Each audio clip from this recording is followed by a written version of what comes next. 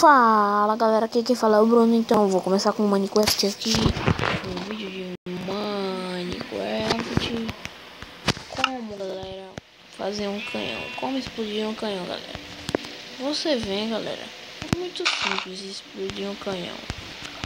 Pá, colocou aqui no TNT. Colocou aqui, parceiro. Tum, tum. Poxa, velho, foi mal. Deixa eu pegar água aqui, galera. Que eu sem querer. Galera, lembrando, galera, que tem que ter água sempre no finalzinho, galera. Mas não do jeito que tá aí, galera. Tem que ficar baixo, galera. Fica baixo. Tipo assim, galera. Ó, peraí, deixa eu pegar um balde direito e colocar direito, galera. Peguei um balde de água, galera. Coloquei aí, pronto. Tem que ficar desse jeito, galera. Aí você vem tipo aqui, galera, ó. Na bagaceira. Bom. Sentar aqui. Poxa, tá sem botão aqui, galera, ó.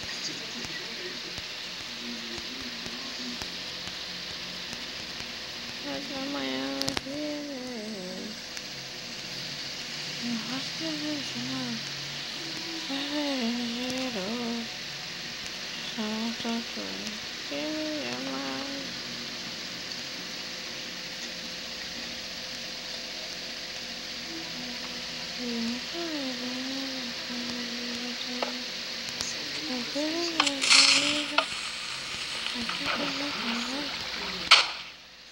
uau! Caraca, véi! Tu viu, galera? Então, galera, esta é a boa e essa é a joinha do canhão, galera. O bom de fazer isso, galera, no canhão é massa, galera, é massa fazer isso no canhão, galera.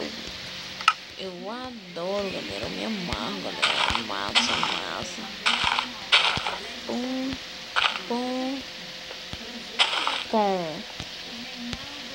Agora vem aqui, galera, fica mais legal se fazer assim, galera. Ó. Pum. Fica massa, né, galera?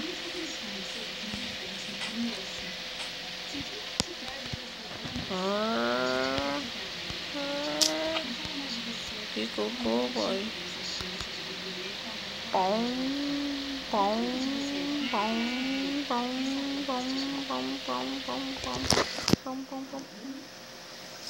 Então, galera, não se esquece de dar o salve no Então não se esquece de se inscrever no canal de Rafael Victor e de Stephanie Viana, galera. Dá um salve lá, galera. Se inscreve no canal, galera. Faz o bagulho ferver, galera. Então, galera, valeu, molecada do YouTube.